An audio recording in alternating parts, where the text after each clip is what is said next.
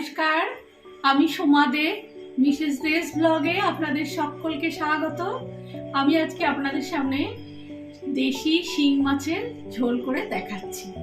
একদম আলু কাঁচকলার পাতলা ঝোল, খাওয়া খুবই উপকারী, বাচ্চা থেকে বয়স্ক সকলের কাছে খুব প্রিয় এই রান্নাটা। অবশ্যই দেখতে থাকুন। ভিডিওটি যদি ভালো লাগে লাইক করবেন, শেয়ার করবেন, কমেন্ট করবেন আমাকে। আর যদি আমার চ্যানেলটিকে সাবস্ক্রাইব না করে থাকেন অবশ্যই সাবস্ক্রাইব করে দেন। সাবস্ক্রাইব করে দিয়ে পাশে থাকা বেল আইকনটি বাজিয়ে অল অপশনটি প্রেস করে দেন। চলুন তাহলে রান্নাটা শুরু করে দিই, ভিডিওটি সম্পূর্ণ দেখবেন।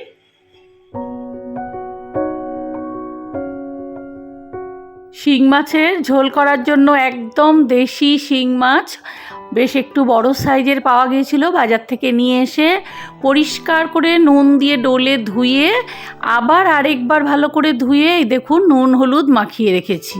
মাখিয়ে আধ ঘন্টা মতন রেখে দিয়েছি। এবার আলু আর কাঁচকলা দিয়ে ঝোলটা করব। আলু আর কাঁচকলাটা ঠিক এইরকম সাইজ করে কেটে নিয়েছি, আর কাঁচা লঙ্কা কিছু চিড়ে নিয়েছি, জিরে আর আদা আর অল্প একটু কাঁচা লঙ্কা একসাথে করে বেটে রেখেছি। আর এখানে কড়াইতে তেল গরম দিলাম। কড়াইয়ের তেলটা ভালো মতো গরম হয়ে গেলে এর মধ্যে জিরে ফোড়নে দিলাম।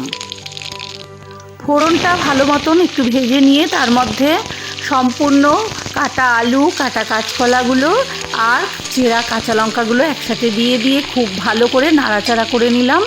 এবার এর মধ্যে হাফ চামচের একটু বেশি বেশি লবণ আর হাফ চামচের একটু বেশি বেশি হলুদ দিয়ে দিলাম, বড় চামচের মাপের।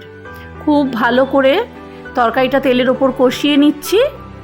আলু কাঁচকলাটা বেশ ভালো করে ভাজা হওয়ার পরে এর মধ্যে 2 চামচ বড় চামচের জিরে আদা লঙ্কা বাটা দিলাম। খুব ভালো করে মশলার সাথে আলু আর কাঁচকলাটা কষিয়ে নিচ্ছি। খানিকক্ষণ কষানোর পরে গ্যাসের ফ্লেমটা একদম কমিয়ে 5 মিনিট রেখে দিয়েছিলাম। এবার এর মধ্যে জল দিয়ে দিলাম। বড় গ্লাসে পুরো 1.5 গ্লাস মতন জল দিয়ে দিলাম। ঝোলটা ফুটে উঠেছে। এবার এক এক করে মাছগুলো সব ছেড়ে দিলাম। ভীষণ উপকারী মাছ। আমি মাছটাকে ভাজিনি, কাঁচা মাছ দিয়েই করেছি। আপনারা চাইলে হালকা একটু ভেজে নিতে পারেন। খুবই ভালো লাগে কাঁচা মাছের এই ঝোলটা। আর শরীরের জন্য তো ভীষণ উপকারী। আমাদের শরীরের ভীষণভাবে দুর্বলতা কাটায়। নামমাত্র সামান্য মশলায় একদমই কম সময়ে এই মাছের ঝোলটা তৈরি হয়ে যায়।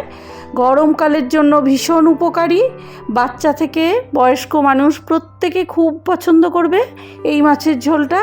অবশ্যই বাড়িতে করুন, সাথে অবশ্যই লেবু দিয়ে খাবেন পাতে, খুব ভালো লাগবে। ঝোলটা এতক্ষণ হাই ফ্লেমে একটু ফুটছিল। এবার গ্যাসের ফ্লেমটা কমিয়ে দিয়ে আর 5 মিনিট রেখেছিলাম। এবার ঢাকাটা খুলে একটু নেড়ে দিলাম। আর 2-3 মিনিট রেখে আলুটা আর কাঁচকলাটা চেক করে নেব সেদ্ধ হয়ে গেছে কি না। মাছটাও সেদ্ধ হয়ে গেছে, ভীষণ নরম এই মাছ। গ্যাসটা অফ করে দিলাম। দিয়ে গ্যাসের উপরে 5 মিনিট রেখে দিয়েছিলাম স্ট্যান্ডিং টাইম করে। দেখুন কত সুন্দর ঝোলটা হয়েছে, একদম হালকা পাতলা ঝোল, অথচ খেতে ভীষণ সুস্বাদু হয়। অবশ্যই বাড়িতে এইভাবে শিং মাছ, জিওল মাছের ঝোল বা মাগুর মাছের ঝোল করে ফেলুন। প্রত্যেকে ভালোবাসবে, খুব ভালো লাগে। এই দেখুন এরকম এক টুকরো করে কাগজি লেবু দিয়ে খাবেন ভাতের সাথে, খুব ভালো লাগবে। আপনারা বাড়িতে অবশ্যই এইভাবে শিং মাগুরের ঝোল করুন। আমাদের যদি কারো শরীরে রক্তের অভাব হয়, রক্ত কমে গেলে ডাক্তাররাও অ্যাডভাইস করেন জিওল মাছের ঝোল ভাত খাওয়ার জন্য। অবশ্যই এই মাছটা ভীষণ উপকারী। গরমে করে খাবেন, গরমে বা শীতকালে যখনই হোক। বর্ষায় তো এই মাছ খুবই পাওয়া যায়, একটু দামটা বেশি, কিন্তু অবশ্যই করে খাবেন। খুব উপকারী মাছ।